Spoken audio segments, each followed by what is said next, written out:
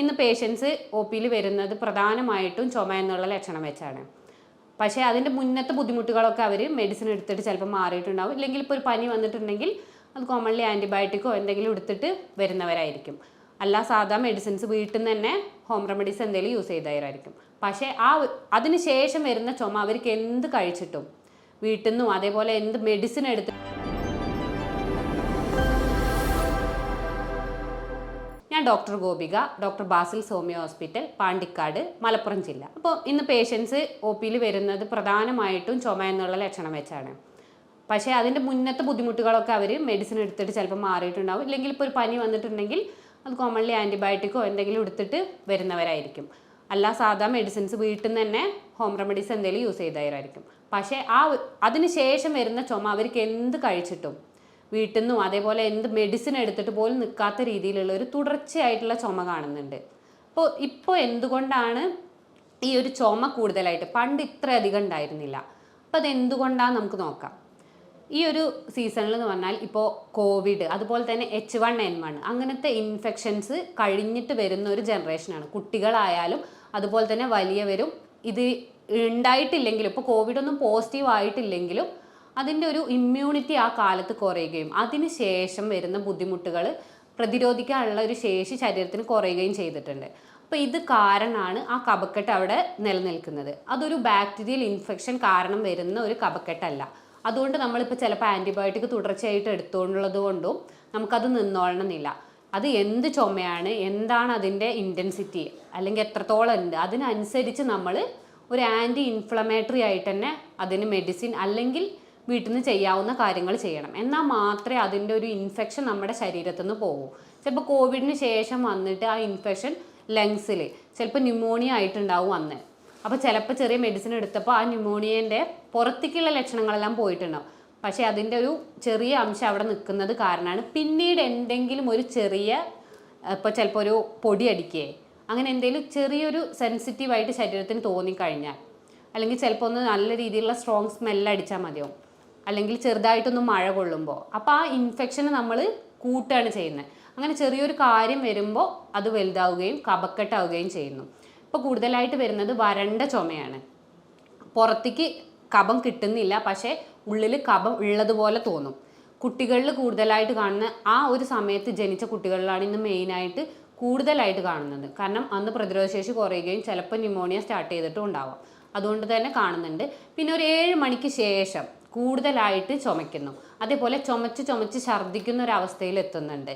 പിന്നെ ഈ 7 മണിക്ക് തുടങ്ങിയ ചുമ എന്ന് പറഞ്ഞാൽ കണ്ടിന്യൂസ് ആയിട്ട് പുലർച്ചെ അല്ലെങ്കിൽ ഒരു 4-5 പുലർച്ചെ 4 മണി വരെയൊക്കെ നിലനിൽക്കുന്ന ഒരവസ്ഥയിലേക്ക് എത്തുന്നുണ്ട്.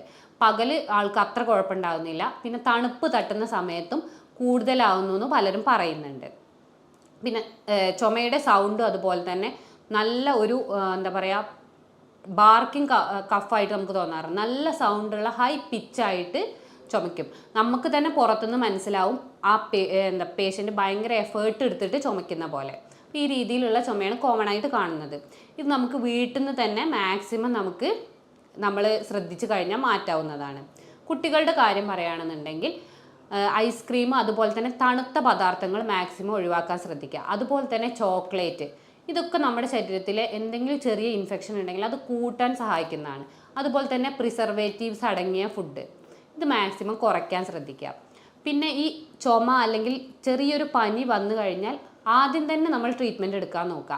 ചുമ അത്രയും ഹൈ ആയതിന് ശേഷം ട്രീറ്റ്മെൻറ്റ് എടുക്കാൻ ചിന്തിക്കുമ്പോഴേക്ക് ഉള്ളിലേക്ക് കൂടുതലായിട്ട് എത്തിക്കഴിഞ്ഞിട്ടുണ്ടാവും. അപ്പോൾ ഈ ചുമ തുടങ്ങുന്ന സമയത്ത് തന്നെ ദഹനം അധികം ഇപ്പോൾ ഓയിലി ആയുള്ള ഫുഡുകൾ മാക്സിമം കുറയ്ക്കുക. കാരണം എന്താ വെച്ചാൽ ഓയിലി ആയിട്ടുള്ള ഫുഡ് കൊടുത്തു കഴിഞ്ഞാൽ ശരീര ദഹനത്തിനാവശ്യമായ പ്രോസസ്സുകളിലേക്ക് കൂടുതലായിട്ട് എഫേർട്ട് എടുക്കുകയാണ് ചെയ്യുക.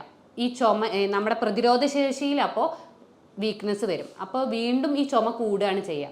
ദഹനത്തിന് കൂടുതലായിട്ട് ശ്രദ്ധിച്ചു കഴിഞ്ഞാൽ നമ്മുടെ പ്രതിരോധശേഷിയിൽ കുറയുകയും അപ്പോൾ ബുദ്ധിമുട്ടുകൾ കൂടുകയാണ് ചെയ്യുക. അപ്പോൾ ആ സമയത്ത് എന്ന് പറഞ്ഞാൽ ദഹിക്കാൻ സുഖമായ നമ്മുടെ പച്ചക്കറികൾ, അതുപോലെ തന്നെ ചോറ്, കഞ്ഞി, അതുപോലത്തെ ഭക്ഷണങ്ങൾ ഈസി ആയിട്ട് ഡൈജസ്റ്റ് ചെയ്യാൻ പറ്റുന്ന ഫുഡുകൾ കഴിക്കാൻ ശ്രദ്ധിക്കുക. കുട്ടികളിലാണ് മെയിനായിട്ട് ഇത് ശ്രദ്ധിക്കേണ്ടത്. വലിയവർ ശ്രദ്ധിച്ചു കഴിഞ്ഞാൽ പെട്ടെന്ന് തന്നെ നിങ്ങൾക്ക് റിക്കവറി കിട്ടുന്നതാണ്. പിന്നെ ചെറിയ രീതിയിൽ ചുമ തുടങ്ങുമ്പോൾ തന്നെ മഞ്ഞൾ നിങ്ങൾക്ക് സ്ഥിരമായിട്ട് ചെറിയ ചൂടുവെള്ളത്തിലോ അല്ല കുട്ടികൾക്ക് കഴിക്കാൻ ബുദ്ധിമുട്ടാണെന്ന് തേനിലോ അലിയിച്ച് കഴിക്കുന്നത് നല്ലതാണ്. മഞ്ഞളിലെ കുർക്കുമിൻ എന്ന് പറയുന്ന കണ്ടന്റ് ഒരു ആൻറ്റി ഇൻഫ്ലമേറ്ററിയാണ്. അപ്പോൾ ശരീരത്തിൽ എന്ത് ഇൻഫെക്ഷൻ ഉണ്ടെങ്കിലും അത് കുറഞ്ഞു കിട്ടും. ഡെയിലി രാവിലെ കഴിക്കുന്നത് നല്ലതാണ്. ഇപ്പോൾ ഒരു ഗ്ലാസ് ചൂടുവെള്ളത്തിൽ 1 സ്പൂൺ മഞ്ഞൾ ഇട്ടിട്ട് നിങ്ങൾ രാവിലെ ഇളം ചൂടുവെള്ളത്തിൽ ഡെയിലി കഴിക്കണം എന്നുണ്ടെങ്കിൽ അത് നല്ലതാണ്. പിന്നെ ചുമ സ്റ്റാർട്ട് ചെയ്ത് കുറച്ചൊന്ന് പീക്കായിട്ടുണ്ടെന്നുണ്ടെങ്കിൽ നിങ്ങൾക്ക് ഡെയിലി വെളുത്തുള്ളിയുടെ ഒരു അല്ലി നിങ്ങൾക്ക് കഴിച്ചു കഴിഞ്ഞാൽ അതും ഒരു ആൻറ്റി ഇൻഫ്ലമേറ്ററി പർപ്പസ് ഉണ്ട്. ഇതിൻ്റെ ഒപ്പം നിങ്ങൾക്ക് കുരുമുളകും ആഡ് ചെയ്യാവുന്നതാണ്. പിന്നെ സഡനായിട്ട് നിങ്ങൾക്ക് പെട്ടെന്ന് ചുമ വന്നു അത് അപ്പം നിൽക്കണം എന്നുണ്ടെങ്കിൽ ആ സമയത്ത് ഇളം ചൂടുവെള്ളം നിങ്ങൾ ഓരോ സിപ്പായിട്ട് കുടിക്കുക. അതുപോലെ തന്നെ രാത്രി നിങ്ങൾക്ക് നല്ല രീതിയിലുള്ള ചുമ ഉണ്ട് കിടന്നു കഴിഞ്ഞാൽ തോന്നിക്കഴിഞ്ഞാൽ ഇപ്പോൾ മെഡിസിൻ എടുക്കാൻ പറ്റിയൊരു സാഹചര്യമല്ല എന്നുണ്ടെങ്കിൽ കുരുമുളക് 2 3 എടുത്തതിന് ശേഷം നിങ്ങൾ ജസ്റ്റ് വായിലിട്ടൊന്ന് കടിക്കുക. കടിച്ചു കഴിഞ്ഞാൽ അതിൻ്റെ ആ എരിവ് എത്തുന്ന സമയത്ത് നിങ്ങൾക്ക് ആ കഫക്കെട്ടും അതുപോലെ തന്നെ ഇപ്പോൾ തൊണ്ടയിൽ നിങ്ങൾക്ക് കഫം നിൽക്കുന്നുണ്ടെന്നുണ്ടെങ്കിൽ അതൊന്ന് അലിഞ്ഞു പോവാനും കാരണമാവും. പിന്നെ ഒന്ന് പറയുന്നത് ആടലോടകം. നമ്മൾ നോർമലി നമ്മുടെ നാട്ടിലൊക്കെ ഉള്ളതാണ്. ആ ആടലോടകം ജസ്റ്റ് ഒന്ന് ചൂടാക്കിയിട്ട് അത് പിഴിഞ്ഞതിന് ശേഷം അതിൻ്റെ നീര് കുടിക്കുന്നത് നിങ്ങൾക്ക് നല്ലതാണ്. ഇതൊക്കെ കോമൺലി നിങ്ങൾക്ക് സ്റ്റാർട്ടിങ് ചുമയാണെന്നുണ്ടെങ്കിൽ ഇത്തരം കാര്യങ്ങൾ ചെയ്താൽ തന്നെ നിങ്ങൾക്ക് വീട്ടിൽ നിന്ന് തന്നെ നിയന്ത്രിക്കാവുന്നതാണ്. എന്നാൽ ഏത് സമയത്താണ് നമ്മളിതൊരു ട്രീറ്റ്മെൻറ്റ് എടുക്കേണ്ട സാഹചര്യം? ചുമ ഉണ്ട്, അതിൻ്റെ ഒപ്പം തന്നെ നിങ്ങൾക്ക് ചെറിയ രീതിയിലുള്ളൊരു നെഞ്ഞുവേദന, അതുപോലെ കുറുകൽ പോലെ തോന്നുന്നു, നല്ല രീതിയിൽ നിങ്ങൾക്ക് പുറത്തേക്ക് ഈ കഫം അങ്ങോട്ടും ഇങ്ങോട്ടും താഴത്തേക്കും മുകളിലേക്കും ഇറങ്ങുന്നത് പോലെ നിങ്ങൾക്ക് പുറത്തുനിന്ന് തന്നെ തോന്നുന്നുണ്ട്.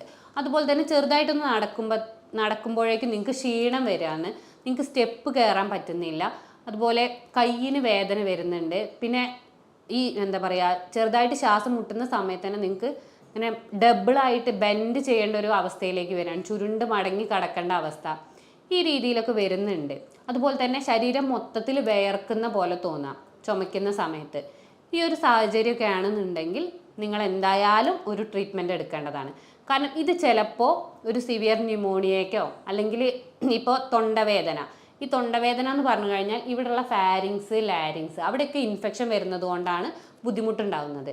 അപ്പോൾ ഈ ഇൻഫെക്ഷൻ താഴേക്ക് ഇറങ്ങിക്കഴിഞ്ഞാൽ ശ്വാസകോശത്തിൽ എത്തിയെന്നുണ്ടെങ്കിൽ ബ്രോങ്കൈറ്റിസ് വരാനുള്ള ചാൻസ് കൂടുതലാണ്. അപ്പോൾ ലങ്ങിൽ ഇൻഫെക്ഷൻ വരും. അപ്പോൾ ഈ രീതിയിൽ ന്യൂമോണിയ അല്ലെങ്കിൽ ബ്രോങ്കൈറ്റിസ് ഒക്കെ വരാനുള്ള ചാൻസ് കൂടുതലാണ്.